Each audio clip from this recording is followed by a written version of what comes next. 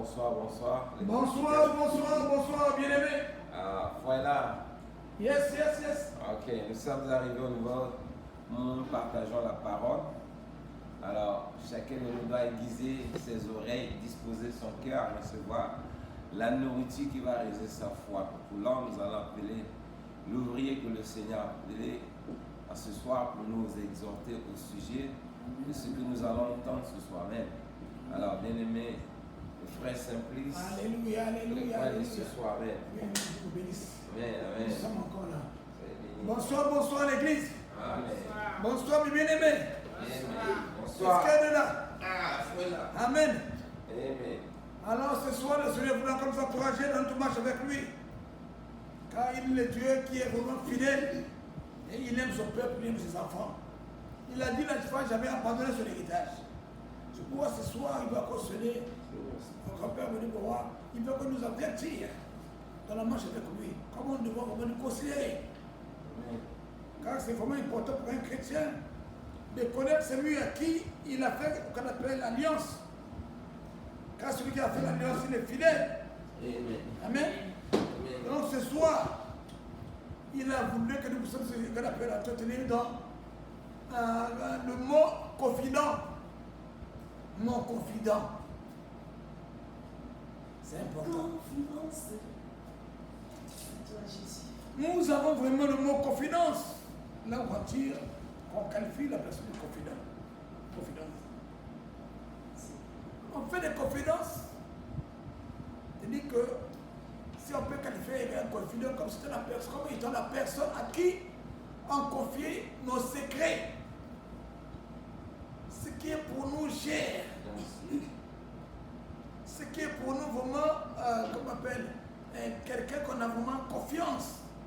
Quelqu'un qu'on vraiment on espère avoir quelque chose en se confiant à lui. C'est celui qu'on peut appeler confident. Oui, mais bien aimé, nous sommes venus du monde. Oh, nous avons encore des amis de ce monde qu'on appelle du monde. On a que nous sommes chrétiens. Le Seigneur va nous demander ce soir, qui est ton confident? Depuis que tu as connu le Seigneur, qui est ton confident? Est-ce que c'est le Seigneur? Est-ce que c'est ton ami? Est-ce que c'est ton mari? Est-ce que chacun de nous a des réponses à faire de cela? Mais Dieu voulait nous montrer comment, selon la Bible, comment nous devons vraiment, à qui nous devons vraiment faire confidence, qu'on appelle, nous devons être qu'on appelle, nous devons faire confiance. Et quel est le danger que nous courons à ne pas vraiment faire un bon choix et un bon confident? C'est ce que les Écritures vont nous montrer. Pendant que nous allons le décortiquer, ça va nous montrer quel est vraiment le danger que nous courons si nous pouvons commettre l'erreur. Ne pas marcher selon ce que la Bible nous encourager ce soir. Donc sans plus tarder, on va nous encourager seulement sur venir cette session. On va aller dans notre qu'on appelle texte de base, Jérémie 17, à partir du verset 5 au verset 8. En tout cas, Jérémie 17, à partir du verset 5 au verset 8. Alors, en tout cas, nous devons vraiment. Jérémie 5, 17, verset 5 à 8.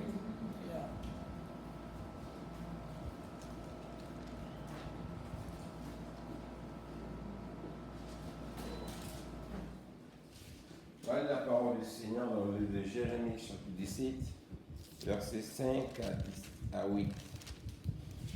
Ainsi parle l'Éternel, maudit soit l'homme qui se confie dans l'homme,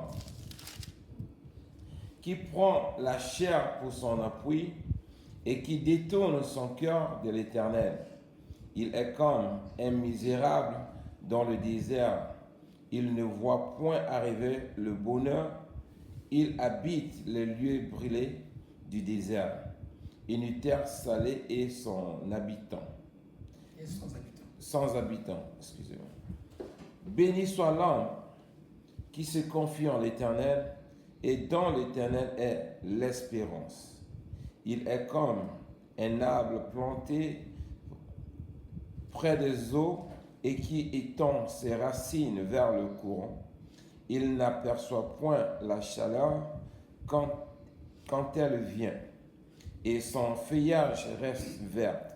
Dans l'année, dans la sécheresse, il n'y a point de crainte. Il ne cesse de porter du fruit. Parole du Seigneur. Amen. Amen. Vraiment, mes bien-aimés, c'est un passage vraiment qui doit vous intéresser, nous attirer tous, qui doit vraiment nous faire réveiller l'esprit. Ce point de Jérémie 5, verset 8, on dit très bien dès le départ, c'est maudit soit l'homme qui se confie à l'homme. Elle nous donnait la suite des avantages que nous avions lorsque nous nous confions au Seigneur. Donc ceci veut dire que, étant chrétien, il est possible que nous avons encore confiance en l'homme. Et nous savons bien que, en ayant vraiment confiance à l'homme, en faisant confiance à l'homme, on court des dangers. Si la Bible dit maudit, parce que lorsque nous sommes chrétiens, on est vraiment centré sur la parole de Dieu. Donc lorsque nous changeons de cap, on se confie à un homme, on risque d'être chaviré par les habitudes ou par l'alliance qu'il y a à cet homme. Par ses conseils, il peut te donner d'aller toucher les autres interdits. Les choses qui peuvent t'emmener à la mort, ou à arrêter le ciel, ou à agir comme un mondain, ou à oublier le Seigneur. Ton cœur aura peut-être des doutes avec le Dieu que tu sers. Parce que tu te confies à l'homme. Cet homme-là, il a ses appuis d'autres que la Bible à l'écart de la Bible. Il peut t'enseigner des choses que lui-même, il vit ou qu'il fait confiance. C'est le danger qui court un chrétien.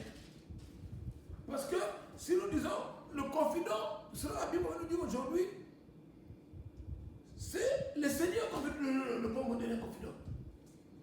Si vous pouvez me donner par votre permission de relire encore le Jérémie 17, à partir de 5 à 8, je lis au nom du Seigneur. Ainsi parle l'Éternel, maudit soit l'homme qui se confie dans l'homme, qui prend la chair pour appui. Donc la chair pour l'appui, c'est l'homme. Il est comme toi, il a la chair comme toi. Il a des éprouves comme toi. Il a des sentiments comme toi. Il a ses préférences. Mais toi, tu t'appuies à lui. Donc tu crois que c'est lui qui peut t'aider. Je te dis, c'est une malédiction.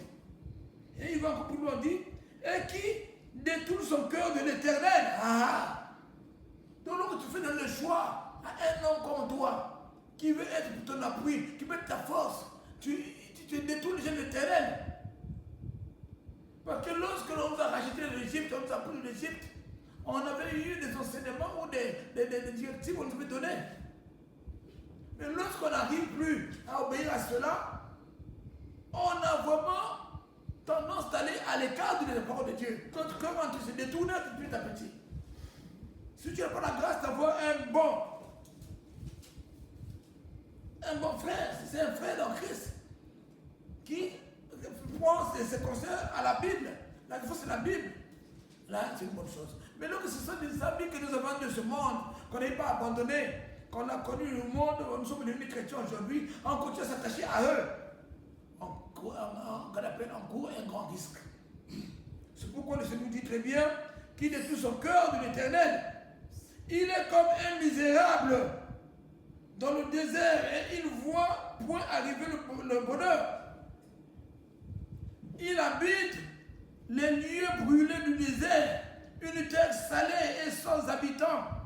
Oui, parce que l'homme à qui tu prends ses appuis, il a été créé par Dieu et il ne pourrait rien t'apporter. Comme c'est le désert, là où tu ne vas rien avoir. Qu'est-ce que tu peux écouter le désert? D'abord, c'est un lieu isolé. Amen. Amen. Donc l'homme ne pourrait jamais t'apporter, il est comme toi, il a ses problèmes. Tu l'amènes tes problèmes, tu ajoutes à mail, la personne va te donner quoi? Si elle est vraiment ouverte ou encouragée, elle peut te dire que moi aussi j'ai mes problèmes, toi tu m'amènes pour toi, je vais faire comment? C'est pourquoi on dit que toi tu es en train de creuser sur un terre où tu es en train de planter ou vivre, te confier sur une terre qui ne pourrait vraiment aboutir à rien. Une tente salée et sans habitants. C'est pourquoi au qui nous dit, béni soit l'homme, voilà le bon conseil qu'il nous dit aussi. Béni soit l'homme qui se confie dans l'Éternel et donne l'héritage, l'Éternel et l'espérance.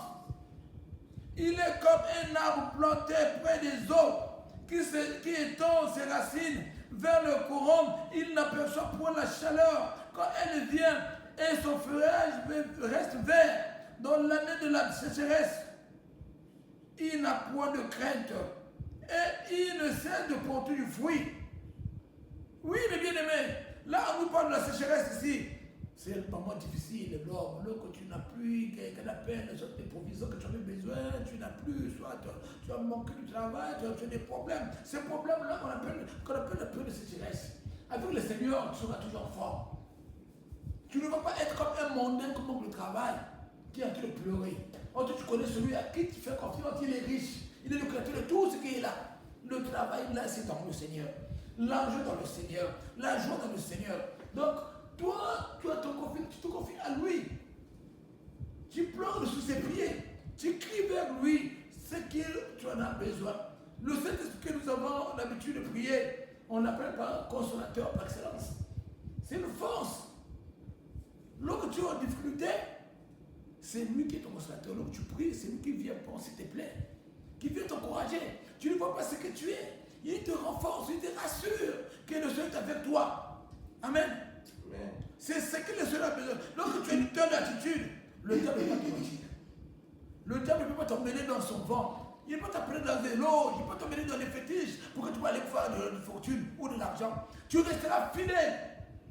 Tu vas te confier au Seigneur. C'est pourquoi la Bible nous dit toutefois, tu te confies au Seigneur. Lorsqu'il y a des problèmes, tu lui cherches davantage. Il va te consoler, il va t'emmener dans d'autres décrets. C'est la même manière. Dieu ne fait pas des choses par hasard.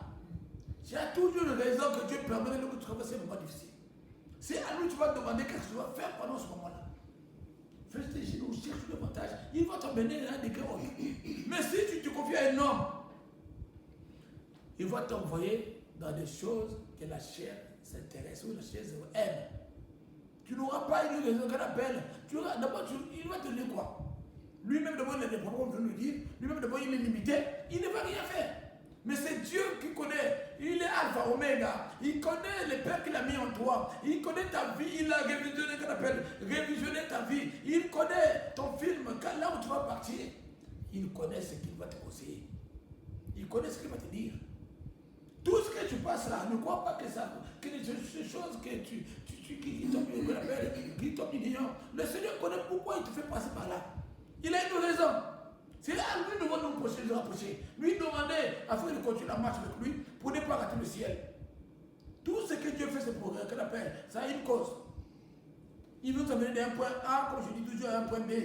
Donc nous ne tournons pas vers, nous ne tournons pas le Seigneur, mais plutôt cherchons à s'approcher du Seigneur lorsque les problèmes ne marchent pas. Lorsque tu as besoin de te montrer l'appel, développer le Seigneur, que le Seigneur soit un modèle pour toi. Tu te confies à lui, pas à un homme comme il lui dit que maudit celui qui se confie à l'homme. Mais plutôt, en l'Éternel, nous avons la grâce, la sécheresse, les moments difficiles. Tu as toujours, il y a la famine, tu as toujours la grâce. Les gens crient la famine, toi tu es quelqu'un qu'on a mis avec le Seigneur, nous sommes mis à part. Dieu prend soin de ses enfants.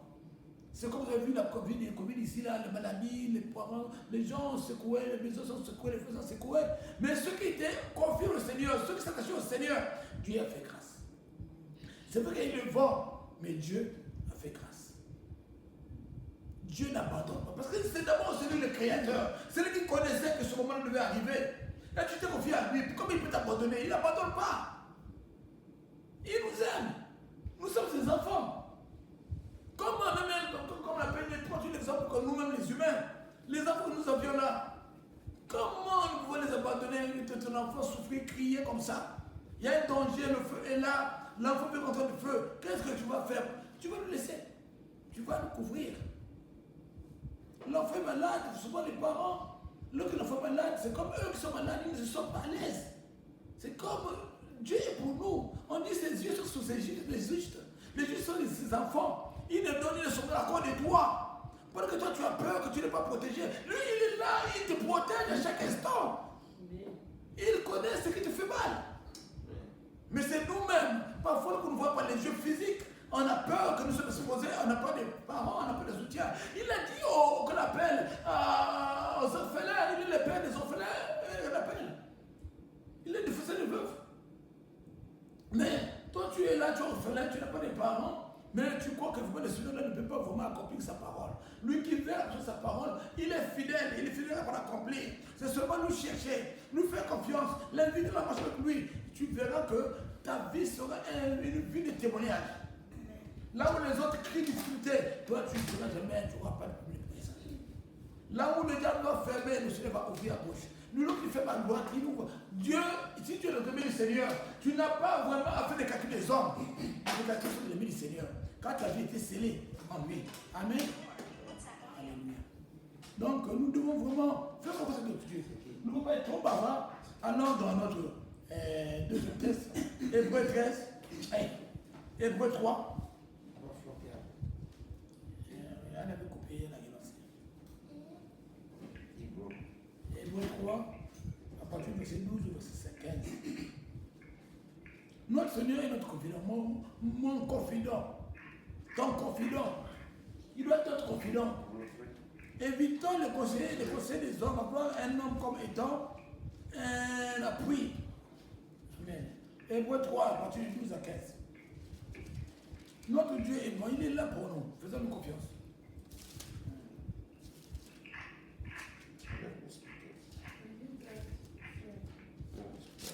Hébreu 3. À partir du 15, de 12 à 15. On va lire la parole du Seigneur dans le livre de Hébreu, chapitre 3, verset 12 à 15. Prenez garde, frères, que quelqu'un si quelqu'un de vous n'ait un cœur mauvais et incrédule au point de se détourner de Dieu vivant. Mais exhortez-vous les uns les autres chaque jour, ainsi longtemps qu'on peut dire aujourd'hui afin qu'aucun de vous ne se séduise par des séductions du péché. Car nous sommes devenus participants de Christ, pourvu que nous retenions fermement jusqu'à la fin l'assurance que nous avons au commencement. Pendant qu'il est dit, aujourd'hui, si vous entendez sa voix, n'endurcissez pas vos cœurs comme lors de la révolte. Amen. Oui, mais bien aimé, là, on veut nous dire que nous sommes aujourd'hui en Christ. Le Seigneur nous a rachetés. On n'est plus sous la loi. Là où nous avons vu le peuple israélien dans le désert, certains parlaient soit des idoles, qui veulent voir un Dieu vivant, qui va marcher devant eux, qui va parler d'autres choses.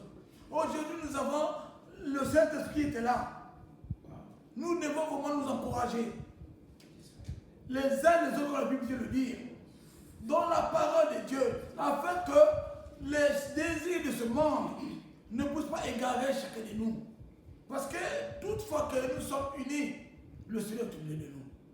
Mais lorsque nous sommes désunis, les paroles de l'étranger rentrent près de nous. Nos frères, nos soeurs, celui qui est près de nous pourraient nous séduire.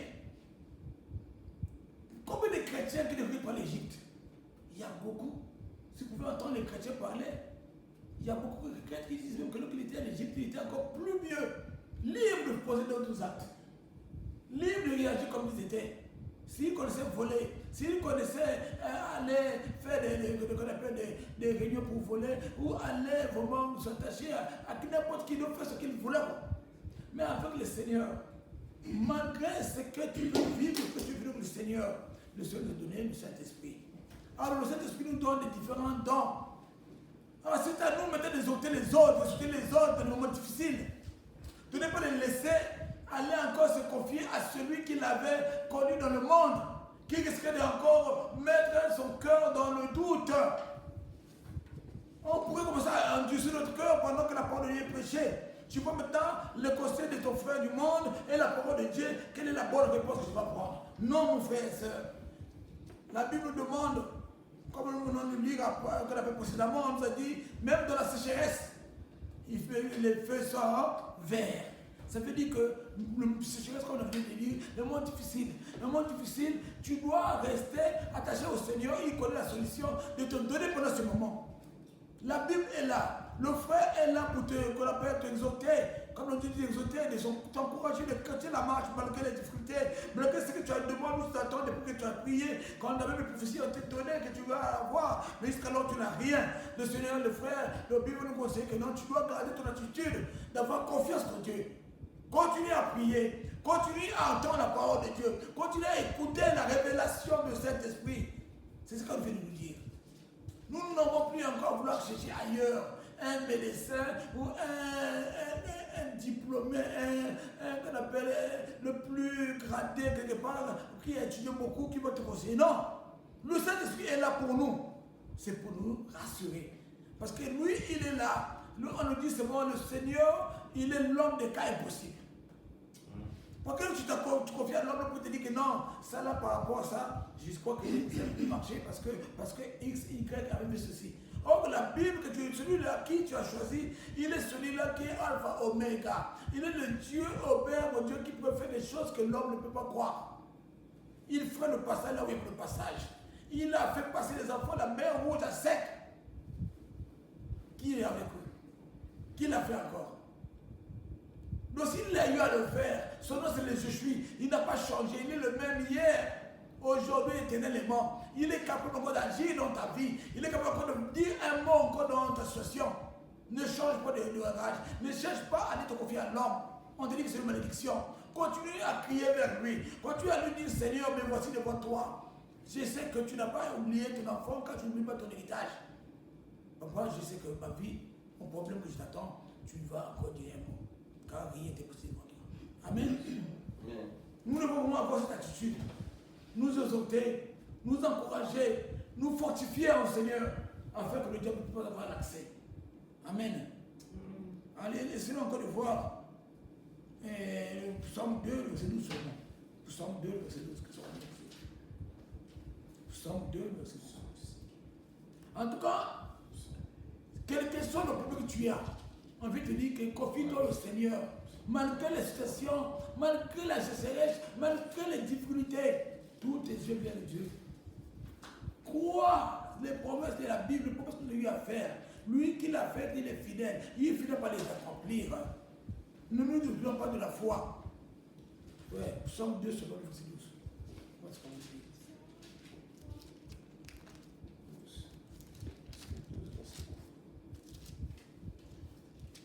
on? Lisons la parole du Seigneur dans le livre de Psaume, chapitre 2, verset 12. Baissez le Fils de peur qu'il ne s'irrite et que vous ne périssez dans votre voie, car sa colère est prompte à s'enflammer. Heureux tous ceux qui se confient en lui. Amen. Amen. Amen. Pourquoi le bien-aimé nous parle ici au psaume 12 et 2, verset 12? C'est tout simplement, Dieu va s'inquiéter pourquoi? Parce que ses yeux sont sur les justes, sont ses enfants. Lorsque tu changes, tu cherches maintenant à aller avoir le conseil d'un mondain, de celui qui fait des choses autres, à l'écart de la Bible, qui te donne le conseil de ce monde, qui va brosser les choses interdites, tu seras qualifié comme ces Égyptiens, au père des Israéliens, ou ce peuple qui s'est révélé dans le désert, qui a fait éviter le Seigneur. Amen. Parce que le conseil que tu vas prendre, tu vas toucher les choses que Dieu ne veut pas se réjouir en toi. Sa colère peut s'enflammer sur toi. Tu peux rater vraiment le ciel, comme nous avons besoin de rater le ciel. Tu peux rater vraiment des bénédictions, parfois des bénédictions à se remettre. Suite que tu n'es pas patiente, tout ce qui n'est pas patient, suite que tu crois vraiment que c'est fini, et que tu ne peux plus encore attendre que celui du Seigneur, Dieu, tu peux rater encore tes bénédictions comme ça. Par des faux conseillers, par les choix que tu as eu à faire. Dieu est souverain, il te donne un libre choix. C'est toi qui choisis ce que tu veux. Mais ici, nous dit seulement que le peuple s'irrite contre nous. Par le comportement. Par notre comportement. Restons fidèles. Il a dit, celui qui se confie en lui. Il a besoin que nous puissions dire merci, même pendant que ça ne marche pas. Merci, même si que, oh Père, ce que tu as en train de vivre, ce n'est pas ce que tu veux. Ce n'est pas ta volonté, mais c'est la volonté du Seigneur qui le veut. Dis merci. Ne vois pas le gouvernement qui va te dire que non, il y a la crise, qu'on va faire ceci. Toi, tu ne vis pas par rapport au gouvernement, tu vis par rapport au Seigneur. La journée du Seigneur, c'est lui qui te nourrit tous les jours. C'est lui qui pourra te mettre tous les jours. C'est lui qui te donne la force tous les jours. Ce n'est pas les hommes qui te nourrissent. Ce n'est pas les hommes qui connaissent ta vie ou qui vont te faire avancer. Mais c'est Dieu qui te fait avancer. Amen. Amen. Donc nous devons être vraiment comme fidèles. Nous devons nous confier au Seigneur tous les jours. Tous les jours. Tu peux avoir des moyens ou non. Ne mets pas ton appui sur des choses éphémères. Tout cela passera. Amen. On ne doit pas être trop bavard. Que le Seigneur nous aide d'être vraiment les hommes et femmes de prière, les hommes et femmes de la foi. Oui, ça demande la foi que tu confies au Seigneur. Il faut avoir la foi en lui. Il faut pas croire que celui-là que je le parle, que j'ai choisi, c'est lui que lui, malgré ce que je veux vivre, je ne dois pas l'abandonner. C'est lui que j'ai choisi. Je ne veux pas aller ailleurs. Amen. Amen. Alléluia. Alors, on va voir un dernier message. On va toujours sortir dans le psaume. On doit bien aller voir. Regardez ce psaume. Là, maintenant, pendant le 34. Psaume 34 à partir du 9 à 11. Écoutez encore quelques secondes. C'est la bonne du passage. Psaume 34 à partir du verset 9 au verset 11. Il n'est pas dit que parce que nous sommes chrétiens qu'on n'a pas de moments difficiles. Si on a bien de nous dire, cela, ça veut dire qu'il y aura des moments difficiles dans la marche chrétienne. Mais gardons nos yeux sur lui. Étant vraiment fidèles qu'on appelle, étant au monde des hommes et femmes de la foi, qui va croire que celui qui nous a choisi, que celui que nous avons choisi, il nous aime, il est là, il va parler, il va agir. Amen. Lisons la parole du Seigneur dans le livre des Psaumes, chapitre 34, verset 9 à 12. Ça. 11. Oui. Sentez et soyez comblés, sentez et soyez, voyez combien l'Éternel est bon. Heureux l'homme qui cherche en lui son refuge. Craignez l'Éternel, vous ses saints, car rien ne manque à ceux qui le craignent. Les lionceaux éprouvent la disette et la faim, mais ceux qui cherchent l'Éternel ne sont privés d'aucun bien. Parole du Seigneur. Amen. Amen. Regardez-vous très bien, on nous dit très bien que ceux qui s'attachent au Seigneur n'appellent ce pour rien. Même pourtant, il y a des problèmes. Dans certains cas, ça veut dire tout ce quoi? Que tout ce que tu vis, tout ce que tu vas voir comme tu vois comme étant un problème, Dieu l'avait vu et Dieu, c'est lui qui l'a associé dans toutes choses. Il veut t'expérimenter, il a quelque chose à dire par rapport à ce moment. Il connaît pourquoi il le permet.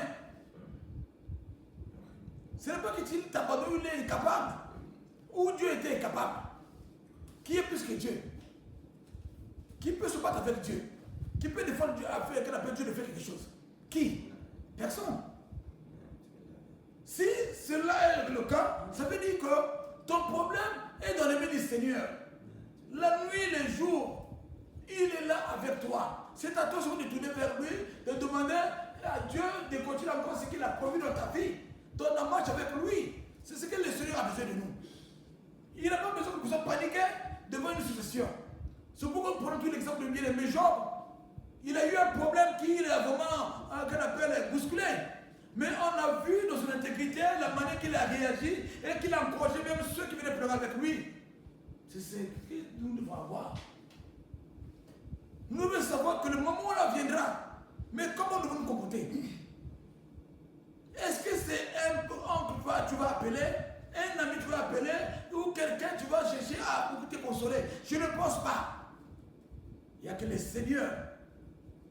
Parce que là où tu as des problèmes, c'est là où les gars se mettent encore sur piège. Tu vas avoir un temps de mettre des camarades, tu dis même maintenant, tu vois ce que tu as choisi, on était bien, on fait ceci, cela. Maintenant là, tu vois. Amen. Or, si tu es attaché au Seigneur, tu vas avoir des paroles douces, des paroles paroles qui doivent vraiment t'amortir la douleur. Tu dois avoir comme j'appelle ça une anesthésie spirituelle. C'est vrai, le problème est là. C'est vrai que tu peux considérer qu'il y a un problème, mais il n'y a pas un problème. Parce que ce n'est pas toi qui dois agir, ce n'est pas toi qui dois te défendre, mais c'est lui qui va te défendre pour toi. C'est lui qui fait ton problème, ce problème. Ton problème, c'est le problème, ce qu'il a dit. Il a demandé le fardeau. Mais pourquoi nous voulons porter nos fardeaux nous-mêmes? Parfois, tu restes à ta maison, tu te dis que moi, je ne dois plus manger, je ne dois plus sortir parce qu'il faut que je règle ce problème. Quel est ton problème? Ce n'est pas toi qui vis, c'est le Seigneur qui vit en toi, comme pourrait dire la Bible de Paul. Mais ce n'est pas à nous de rester pour faire des calculs. Est-ce que je vais manger demain? Je vais faire comment? Grâce au Seigneur, que la grâce, l'honneur soit revenue à lui-même, le grand Dieu. Il connaît. Pourquoi jusqu'alors il le fait au Père mon Dieu attendre? Il ne fait pas vraiment qu'on appelle l'intervention. C'est comme pour dire un homme de Dieu qui va vraiment encore révélé dans la marche du Seigneur. Il nous a dit que si le Seigneur nous donne le pouvoir, il a dit, je vous donne le pouvoir de marcher sur les serpents, les scorpions et toute la force de l'ennemi, rien pour lui. Amen. Mais pendant que tu es en train de servir le Seigneur, tu marches dans la fidélité, tu marches dans ce qu'on appelle la sanctification, mais tu as un problème que tu pries, tu chasses l'esprit, mais l'esprit persiste. Tu vas dire quoi? Que tu n'as pas le pouvoir, que la parole ne marche pas? Je ne pense pas. Il y a d'autres problèmes que le Seigneur élève lui-même. C'est pour sa gloire. Amen. C'est pour sa gloire qu'il élève. Parce que si c'est celui qui devient un problème, toi tu te mets pour chasser ce problème, toi c'est Dieu. Tu vas combattre Dieu. C'est deux corps qui se combattent. Là c'est Satan qui t'attaque, la parole marche. Mais si c'est Dieu lui-même qui l'a dit, là, j'ai besoin que toi tu marches là. Tu ne peux pas enlever la coupe du Seigneur. Si on devait enlever la coupe que le Seigneur a passé sur la croix, il avait demandé aussi qu'on change cela. Mais pourquoi le faire enlever? C'était là le chemin que Dieu avait voulu. C'était la volonté de Dieu. Et sa volonté doit se faire. Que tu veuilles ou non, ce que Dieu a dit, c'est ce qui va se faire dans ta vie. Amen. Lui, il a des projets de bonheur. Et lorsqu'il a des projets de bonheur, il veut te façonner, il veut te rendre plus fort que le fer. C'est pourquoi il le permet cela. Si le Seigneur va passer par la croix, aujourd'hui on ne va pas prier pour lui. On ne peut aujourd'hui l'appeler comme Dieu. C'est pourquoi il est passé à la croix, il a été maltraité, il a été utilisé comme il voulait jusqu'à la mort à la croix. Aujourd'hui, il est devenu le roi des rois, le Seigneur. Il est le médiateur. Personne ne peut passer par le Père sans passer par lui. Parce qu'il était passé par là. Alors, lorsque Dieu veut élever, ou veut t'élever dans la marche avec lui, lorsqu'il a tracé un chemin pour toi, même si là tu vois que les gens disent que non, c'est les démons, tu peux avoir l'anxiété, tu peux gêner comme tu veux. Il demande de ne pas partir. Tant que Dieu a dit, tant que son temps n'est pas arrivé, tant que Dieu ne va pas dire, c'est le Dieu qui arrête tout. Donc il dit, il enough, it's enough. Personne ne passe au islam, du Seigneur. S'il a dit ton jour, ou bien mon Dieu, la durée du désert c'est 40 ans. Tu ne vas pas dire que moi je vais faire 20 ans ou 30 ans. C'est la parole de Dieu qui est la parole finale. Donc il faut toujours attendre le temps du Seigneur. Ne te décourage pas. Continue à marcher le Seigneur. Continue à prier. Continue à demander au Seigneur de te donner plus de muscles spirituels pour continuer à marcher avec lui. Car il te connaît. Il n'est pas là pour te détruire, mais il a des projets de bonheur pour toi. Amen. Amen. Alors terminons notre passage de Psaume 33. Psaume 33, à partir du verset 21, qu'est-ce qu'on veut dire?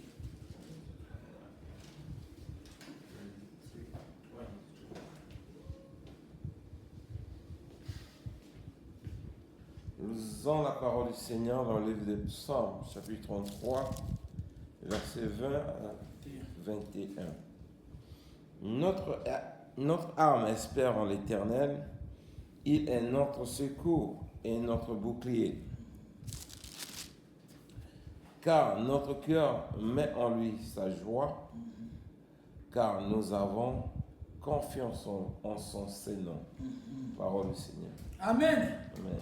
Vous voyez, nous devons vraiment, nous sommes 33, le 20 à 21. Nous devons vraiment nous attacher qu'à lui. C'est là où nous avons la joie. C'est là où nous avons vraiment tout ce que nous avons besoin. Parce que si ce n'est pas lui, qui encore pouvait te donner cela? Ça veut dire qu'il est notre secours. Ça veut dire qu'il y aura des moments là où tu crois qu'on va t'abandonner, là où tu as besoin vraiment qu'il y ait un support. Il est là pour t'aider, il est là pour te relever, il est là pour te soutenir, il est là pour te donner des paroles d'amour, des paroles d'encouragement, des paroles de révélation. Tu vas écouter un message de quelqu'un de dire quelque part qui va parler réellement comme si ta situation que tu vis. C'est Dieu qui voulait parler de toi. Si tu le prends comme étant ton confident, si c'est à lui que tu crois, tu t'es confié, il te donne la paix, la joie, là où les gens ne peuvent pas comprendre. Tu dis, ah, mais c'est la soeur là, c'est le frère là, mais il vit un moment difficile, mais comment il est grand, comment il est beau, comment il rit. Ce n'est pas toi. Et toi, tu vis parce que le Seigneur, là, c'est lui qui est en toi.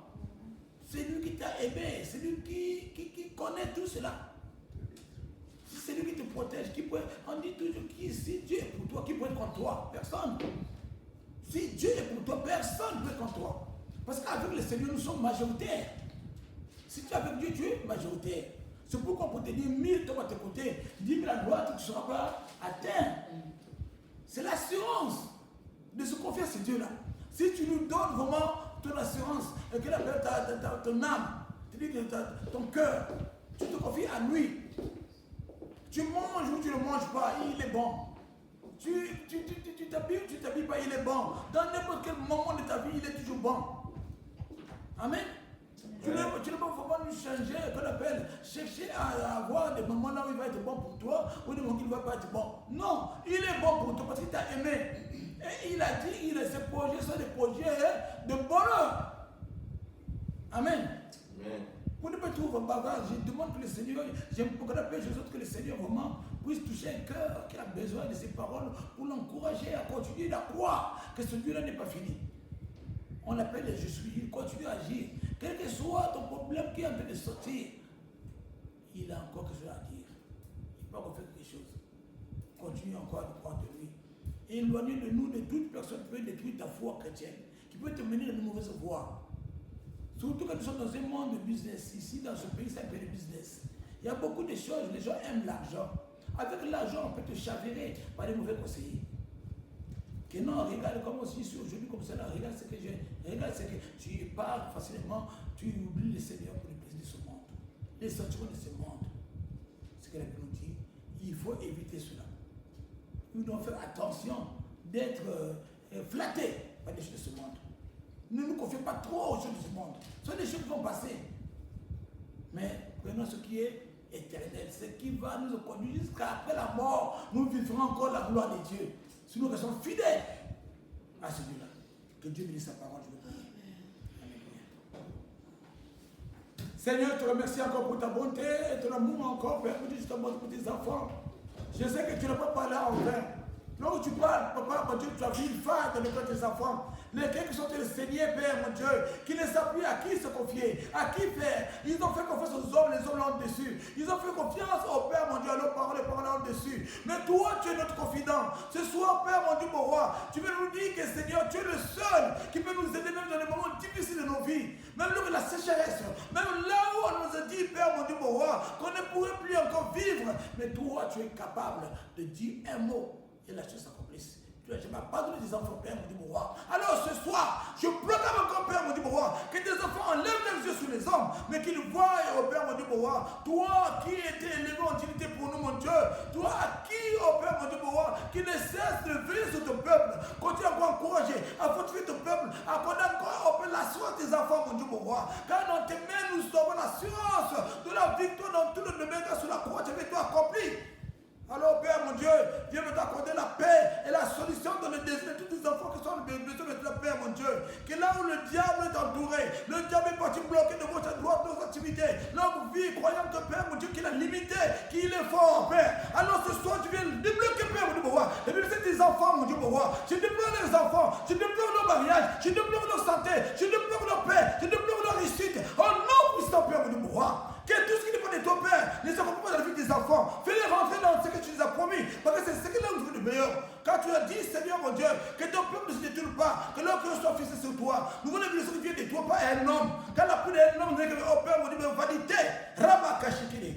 Père, merci encore ce soir. Je sais que tu fais de grandes choses. Tu dois bénir et remplir ta joie, ta paix, parce que tu es le Dieu véritable. Car toi, son nom dit Père, la gloire, l'honneur, la puissance, la majesté.